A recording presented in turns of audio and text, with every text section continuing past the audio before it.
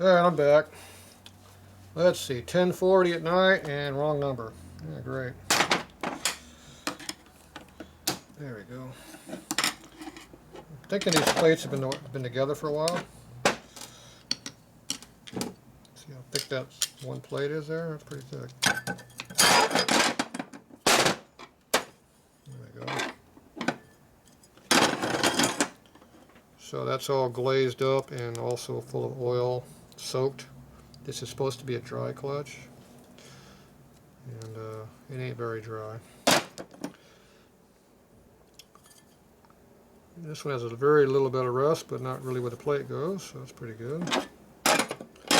This one here looks good. It's not rusted. It's not worn very much.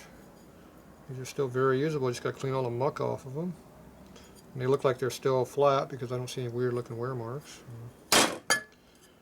Now this one here is a little bit more chewed up. So it's starting to get a little bit of galling action going here. So this one here has got a little bit more activity going on this one. You can still sand this up and it'll probably still be good. So, I actually have a few more of these early ones like this, so if I wanted to I can make a nice original stock clutch that don't work very well. That ain't gonna happen. So, early stock clutch takes 3 plates and 1/2 plate. 3.5 plates. It takes 3 steel plates. 68, they went to 5 fiber plates, full plates, and 4 steel plates. 65 to 69, or 65 to, I guess 67, only for a couple of years, they actually had 1 more plate they added in here. But they still kept a 1/2 plate. They went to a 4 plate instead of a 3. So they got a little bit more. And each time they put more plates in it, they had to make these thinner to make room for them. The steels didn't get any thinner. The fibers got a lot thinner. So that's where you make up the distance. The stack height when you're all done is about the same. It's just how you get to it. So. Alright, so this is a good early stock clutch if anybody cares about early stock clutches.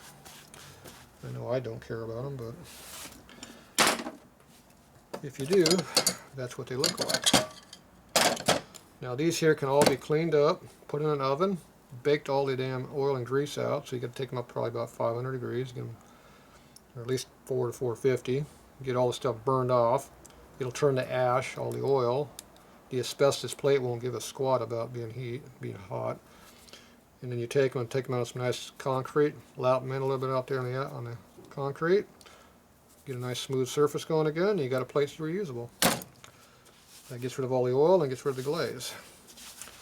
Put them back in the bike and you drum down the road. Now this one here, where the plate's loose on here, you need to re-rivet these again to tighten this up and do the same thing. And that's how you save an old clutch. Not that I would ever done that, of course. And then here's your other plate. Now this plate's been replaced because you can see the old rivet holes in here. For some reason they re-drilled it and did it. Did a nice job because the rivets look good. Now, all of these studs are tight, and you can see how they've never been dicked with. So this is a nice, good early stock clutch. Like I said, we got to get rid of all these balls. So now's the time to go see what that looks like under there. So these are held in with a little spring clip. You just pop the clip up with a screwdriver. Once you're out of the groove there, you can easily pull them up with a screwdriver and your fingernail.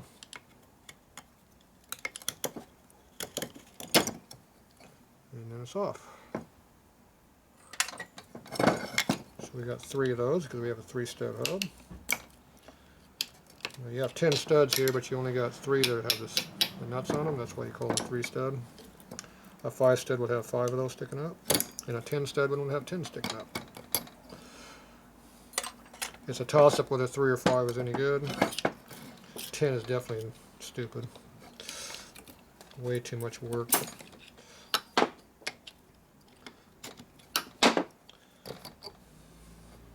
I pretty much stay with 3s, but they work about equal. Okay, here's our retainer plate. It's not damaged or screwed up because it hasn't been used that much, obviously. Now when you pull this cage up, you're going to have balls everywhere, so I'm going to go over here and drop them in the pan.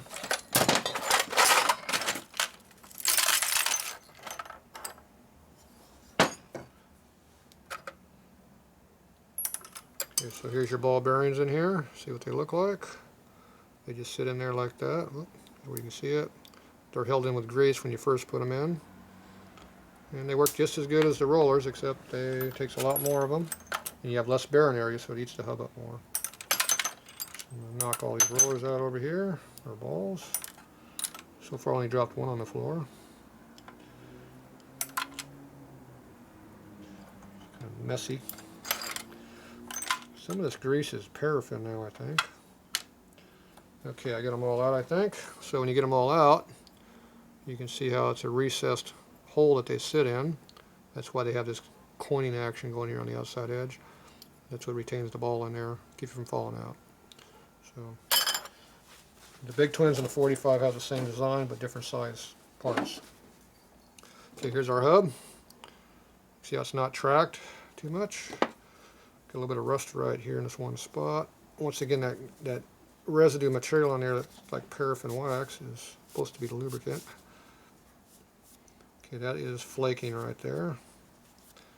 So this side here is pretty good. You can see how it's got a little smearing action, but it's not too bad. This here is where it's just starting to pit out. Now once it starts doing that, it goes all the way around the whole thing, because that makes a coarse lapping compound when the pitting comes out, because that's heat treated metal flakes out and it just turns into a big wad of shit all the way through. So this one here is definitely going to be going to a roller. So here's another bad area right through here. You can see it. And so the outer one looks good. It's got wear on it. You can tell it's warm, not too bad. Now when you put rollers on here, you're going to be going across the same area, but it'll be, the rollers are like 3/8 tall, so it'll actually overlap the bad spot and catch some of the good stuff. So it should be good to go for a few more years like that. So I'll clean this all up for my bike and I'll be good to go. You look in here, this taper looks like brand new in there. It's nice and smooth and even. So looks really nice. So, good parts. It's nice having a few things that are nice. That we can drive it harder, because I am going to drive it hard. Guarantee you that. It might be a flathead, but it's going to be a big flathead. It's going to wind up having a 5-inch stroke stuffed in there, so it'll be a... It ain't going to be an 80-inch motor anymore. It'll probably be up in 90 inches, a little over 90 inches when I'm done with it. So, alright, well tomorrow we're going to have to work on this, so if I get some help to help me a little bit on this. This is kind of a semi-two-man job, because I don't really want to hold this in a vise and screw it all up. If I have to, I'll put a bunch of cardboard around it to help protect it, and I'm still going to have to weld a bolt on here that I can pull on with a puller, slide hammer puller. So we'll show you some of that tomorrow, but for now we're going to call it quits. Give me something to do on my day off. There you go.